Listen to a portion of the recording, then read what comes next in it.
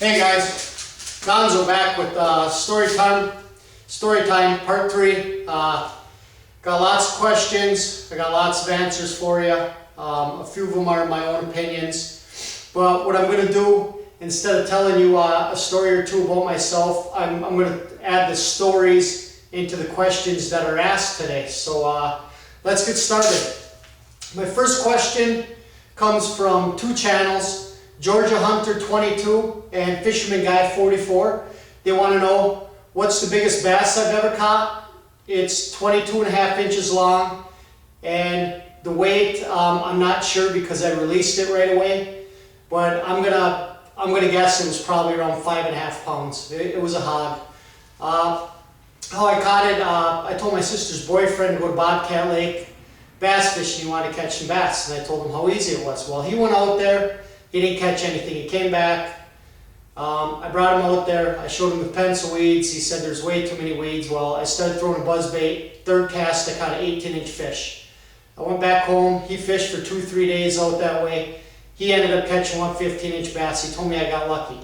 Well, I told him to go to another part of the lake, and I brought him out there. He said way too many weeds again. Well, this time I caught a leopard frog. I was throwing it out, jigging it on top of the water real slow. And whammo, I caught a big bass, measured it, didn't have a camera, didn't take any pictures, and released it.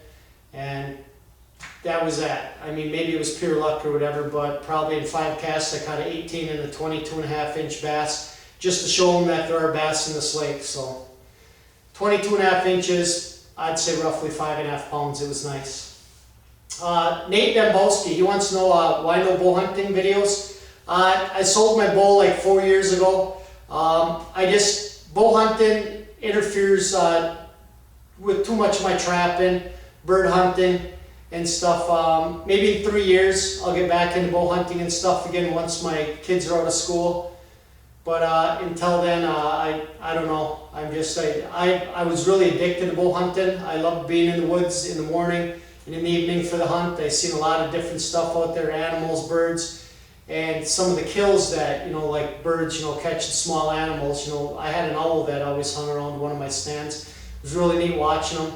Watched a huge weasel one time around a stump, in and out, and finally it came out with a little shrew that it was chasing. So, but I hope that answers your question, Nate. Maybe a couple years I'll get back into it. Brandon Bauer. He wants to know, do I know anything about trapping in the National Forest? Just go by the rule book. That's the best I can tell you. There's lots of different rules and regulations, trap sizes, where you can't set them, like conibears. Depending on the size, they might have to be in a bucket or in a box, and they might have to be off the ground. If you're trapping fox and coyote, you want to look at the jaw spread. So check the rules and regulations. I know you're from Michigan like I am, so everything's right in the rule book for you or online. And Brandon also wanted to know, do I know if the Fox River area would be a good place to go? As long as there's woods and water, there's going to be animals. I don't know how many animals, but if there's water, there's going to be mink, muskrats, raccoons, otters, beavers. So you just got to look for sign, set on sign, and you'll catch animals, Brandon. Good luck to you, man. Dustin Peters, he wants to know, can I do a video on how to set up my bear bait and what I use? Absolutely, Dustin. I'll get one of those out. Probably going to go throw some bear baits out at the end of August, around August 25th, towards the end of the month there. And I'll be sure to make a video for you and get all that stuff going. And then Dustin also wanted to know, what's the biggest fish I caught in pounds? I caught a 50.5 inch muskie. We had a scale. It bottomed it out at 30 pounds. And I was guessing the fish was probably around 30 pounds. My buddy that does a lot of muskie fishing, he estimated at around 35 pounds. So I'd say somewhere between 30 and 35 pounds. It was one heck of a fish. If you go back into my videos, it's on there in a picture video collage. Outdoorsman 1515. He wants to know what's my favorite game to eat. I've got a couple of them. I really enjoy frog legs. You've got to catch a lot of frogs, big frogs I'm talking about, bigger than the size of a softball, and their legs are long. I would have to say frog legs, and venison. I really enjoy eating the heck out of bear too. I've only ever shot one bear, and my wife shot one bear, and it doesn't take long, and the bear goes quick. And Outdoorsman 1515, he also wanted to know what we do with the pelt. And what we did with my pelt, I gave it to my cousin, and he turned around. I thought he was going to make a bear rug out of it. Well, he turned around and sold it to somebody else so that they could make a bear rug out of it. But with my wife's, we ended up making a shoulder mount out of it. We've got it back about a month ago.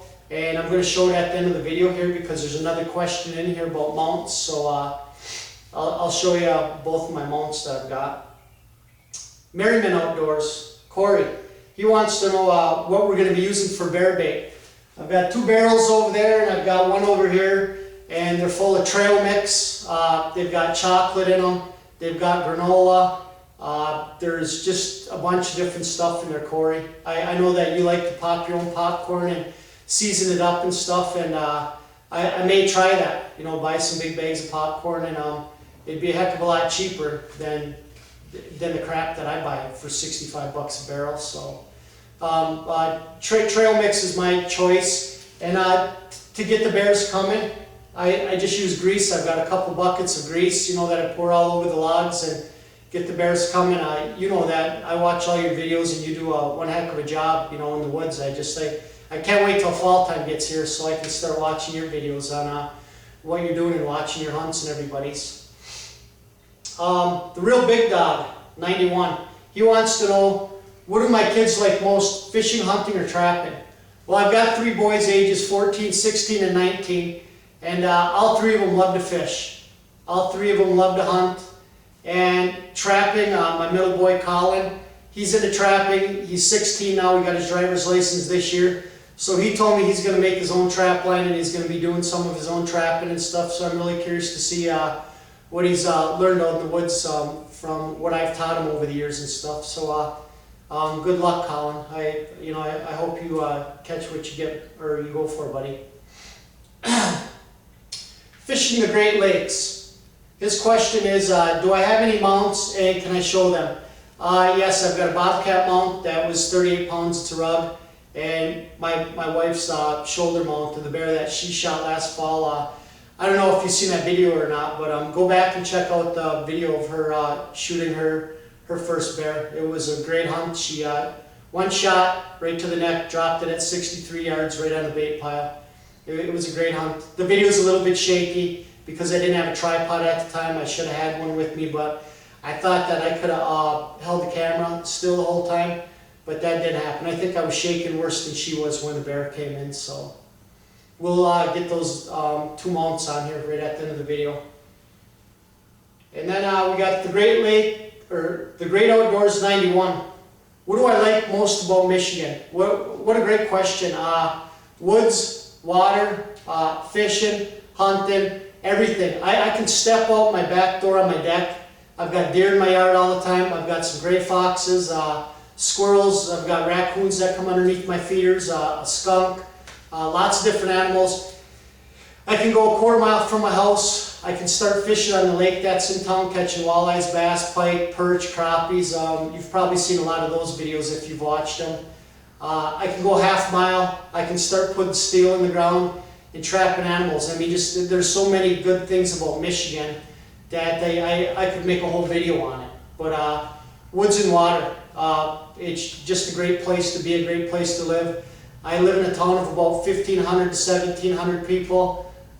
Everybody knows pretty much each other, which that's a good thing, but in a way it's not, because everybody knows your own business and stuff too. So that's a great question. Thank you. Jake McDonald, 97. He wants to know my first deer story. Well, I didn't kill my first deer till I was 20 years old. I'd had a deer stand in the hardwoods, and it went down a real slight slope. Probably I could see 200 yards back to a swamp and into the hardwoods, and I had my bait at about 55, 60 yards, and it was underneath some big hemlock trees. Well, after college, I would run out to my deer stand and I'd bait it every day at the same time. I'd get out there around 2:30, I'd dump some bait, and as the deer got used to me going in there, I'd have 2 spike horns and a 5-pointer waiting there almost daily. And I really didn't want to shoot the 5-pointer because he was pretty tame. And the spikes, they would see me, they would start blowing, they'd run way through the hardwoods, they'd stop and watch me drop the bait. I'd walk back up the hill and over the hill and I'd be gone. Well, one day I went out there and I told one of my friends about these 3 deer and he didn't believe me. He says, well, I want to see for myself. So I brought him out there, let him stand by my deer stand. And as I walked down the hill, we see the 2 spike horns, but the 5-point wasn't around today. And the spike horns took off. I got down to the bait pile, I dumped my bait, I turned around and I went to walk back up my trail and there was the 5-point. I don't know where the heck he come from because there was a couple inches of snow on the ground. I actually had to step off my trail a couple steps because he was just walking right past me, didn't even pay attention to me. His neck was like that big around, he was in full rut. It was a couple days before rifle season and I figured, you know what, this is probably going to be the first deer I ever kill. And it was, opening day deer season. I'm sitting in my stand, 8:30, a doe fawn came in, left. At 10:30, I was feeding a little mouse inside my blind. And I'm looking down, and as I look up, there's that 5-pointer. He was standing at my bait. I put the gun up and out the window, and it was lights out. It was a real easy deer to kill and stuff, but I was excited. It was my first deer, 20 years old. It was 143 pounds.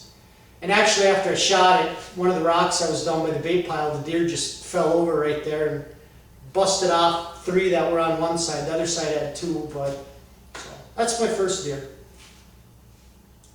Tony Coyote Man, what's my most wildest trapping story? I would have to say the bear I caught in a trap last year.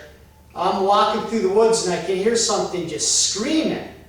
And I'm thinking, what would be making that kind of noise back in there? I was trapping a dried creek bed for raccoons, and as I'm walking in there and I'm trying to look and see what the heck's going on, and right by a huge hemlock tree, I get back there and this little tiny bear turns around and he looks at me. I'm like, holy shit. All I got is, I got a bucket with traps and lure in it in one hand, and that was it. All I did is I stopped in my tracks and I looked behind me because I know Mama had to be somewhere. I backed out real slow. I came back to town. I called a friend up. I said, I need some help. He asked what was going on. I said, I caught a bear. And he said, how big? I said, a cub. And he called me, I don't even want to tell you what he called me. But anyways, we both went out there. We grabbed a rifle, grabbed a shotgun full of buckshot and slugs. We walked in there, the mother still wasn't around anywhere, and we released it unharmed and stuff. The video is actually on my YouTube page if you went back and checked it out. And we let the bear go. It went up the tree, and all I had it was by 2 little fingers, 2 of it's on its paw, and it was really scary. That's my phone. And you know, looking for the mom, it was just an eerie feeling. So that's got to be definitely my worst feeling. You know, catching something like that. So it was a bear, wildest. Then I got a question. I forgot to write down the guy's name, but what's my favorite music and why? I got to say Metallica, Disturbed, Bullet for My Valentine. Ever since I was in 4th, 5th grade, one of my friends got me into Metallica, Masters of Puppets, Ride the Lightning, and I'm just, to this day, I'm stuck in the 80s and 90s. I just love them, you know, Motley Crue, Poison, Cinderella, you know, all that old stuff, you know, and when I'm in the trapping shed here skinning animals, or when I'm in my truck, I got the music blaring. I mean, I start drinking, and there's lip syncing around, or not lip syncing, but karaoke. I'm like Vince Neil or something, you know, I just like feel it's just crazy. But lots of 80s and 90s music. I mean, even update music, Linkin Park, all that good stuff. I'm really into that stuff. Pumps me up. Timberline North. This is going to be my own opinion now. Timberline North wants to know, if someone said to me that hunters and trappers are not needed, that nature could balance on its own, how do I answer that? I don't believe that nature can balance on its own because there's too many houses, too many people, too many towns. I mean, we make roads, beavers dam them up. Water goes over the roads, water just ruins a lot of things. Beavers have to be controlled, you know, so we need to be able to trap those beavers to keep the roads from being flooded. Squirrels and chipmunks, you know, they get in our houses, they get in our attics, they make nests, they chew on wires, you know, so in my own opinion, I'm a firm believer that animals have to be, they have to be balanced. You know, deer, you know, we make gardens, deer come in and eat the gardens. I mean, there are so many different reasons. I mean, everybody's got their own reasons, you know, why we gotta balance and we gotta take care of them. I mean, the state, I don't agree with much that the state says, but they have rules and regulations that we have to go by. You know, like this year we're gonna have a wolf hunt. They were gonna let us trap them, now they changed their mind. They're saying that we can't trap them. We gotta hunt them. Well, whatever, I'm gonna get a license and I'm gonna kill a wolf either way. If I gotta shoot it and hunt all night long, and hopefully there's a full moon going on. Starts November 15th and gets over December 31st or January 1st, whatever it is. I'm gonna hunt, I'm gonna kill one, and I'm gonna help the deer herd out. That's how we're gonna balance the wolf situation. And hopefully a bunch of other guys kill wolves too. And if there's a bunch of gut-shot wolves and they're not found, that's not gonna break my heart either. Young trapper, what's my favorite outdoors memory? I've got a lot of them. I mean, I can get into hunting, fishing, trapping, but some of my favorite outdoor memories were spent out at my uncle and aunt's house on Elbow Lake. Just growing up, they'd come up from Hales Corners, Wisconsin, down by Milwaukee for 2 weeks every year, and I practically spend every day out there just fishing on the dock, catching frogs along the shoreline, swimming from one side of the lake to the other side and stuff. So those are some of my favorite memories that, you know, when my family gets together and stuff now, you know, we talk about. My uncle and aunt have passed away now, but those were good times. D&J Animal Control, he wants to know, how did I find my beautiful wife? Softball tournament. I was babysitting one of my friends because he was in a drunken stupor, and I wasn't drinking, and he introduced me to her, and I worked with her dad, which I never knew, and her and I started talking, and I told one of her friends, I said, man, I'd walk on water for that girl.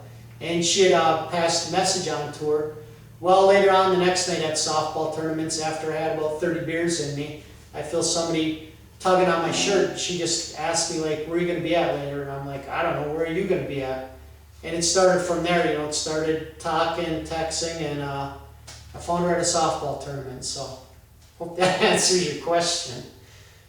William Larkham Jr., aka the Big Land Trapper. What's my biggest muskie? 15.5 inches. And it was roughly somewhere between 30 and 35 pounds. Me and my son went out to Moosehead Lake one day, and we caught him in the first 5 minutes that we were fishing. Fished another 4 hours, never had another bite, never seen another fish or anything, but that was enough for me that day. And to this day, as far as I know, that fish is still swimming around in that lake. I've never heard of anybody catching them. I'm a real firm believer in anything big that I catch. I enjoy releasing, and it's an honor just catching a fish like that. And I'd really like to see somebody else have the opportunity to catch one like that. So that's why I release all the big fish that I catch. If I catch something smaller, and I know people that want them, you know, I'll bring a meal or two to them, you know, every now and then. But I can't eat fish. My son can, you know, and we keep a few meals of fish for him each year too and stuff. So 15.5 inch muskie. Common sense outdoors. Have I ever hunted with a bow? The answer is yes. I hunted pretty regularly with a bow for 15 years, and the last 10 years I haven't did much hunting because, like I said earlier in the video, it interferes with my trapping, my grouse hunting, and my son's football games and stuff during the week. So, and John from Common Sense Outdoors also want to know, have I ever made jerky out of duck breasts? No, the only jerky that I've ever made is out of bear, venison, and beef. And you know, I've made thin jerky, but I like mine a little bit thicker. I like the Jack Link's jerky. I make it thick, and it's, you know, it's just some great stuff. It's a better filler too, you know. It's really chewy and stuff. So, and then the 6th Street kids. How many animals do I average a season? Well, that depends. You know, some seasons, you know, I've caught 50, 60 animals. You know, and most of them are muskrats and beavers. But now that I'm trapping a lot more animals, like last year, I think I only caught maybe 20, 25 animals. But you know, they range from raccoons, otter, beaver, muskrat, coyote, bobcat, some weasels. I'm going to be doing a weasel video probably Sunday. I'm going to show you guys how I set my weasel traps. They're a lot different than anybody else that I've seen set traps for weasels. And I think a lot of you guys that want to trap weasels will probably try this, and your catch will go up dramatically, because when a guy showed me this and I started doing it, I caught a lot more weasels than I ever did in weasel boxes. And it's a really good way, and I think you guys will enjoy that. So that's episode 3, Storytime with Gonzo. I'm going to shut you guys off. I'm going to bring you guys in the house real quick and show you the 2 mounts that we got. I'll get this loaded, and guys, leave me some comments, questions for next week, and share this video. Share it with whoever you want. You know, share it on your Twitter, Facebook, Google, whatever you guys want. So until next week, fellas. Sorry I didn't get out to do any fishing this past week. I was up in Minneapolis and Shakopee at Valley Fair and at a Twins game. So I'll try and get a fishing video out before next week. Later. That's my wife's 208-pound bear right there that she shot last fall. It's the guy that did it. He did a really great job on the mount. 208 pounds. She was a big female. She was dry. No cubs with her.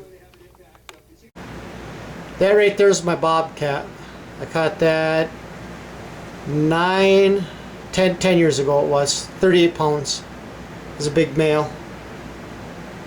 I knew he was around my trap and stuff. It's the same exact spot where I caught a 37-pounder at last year. So those are my only 2 mounts. D&J Animal Control. Once I get pictures from my brother-in-law, I'm going to get with you. I'm going to give you a phone call, and we're going to figure out a replica that I can get made for that big old brookie that I caught. That 4-pound, 4 ouncer. So until next week, guys. Peace.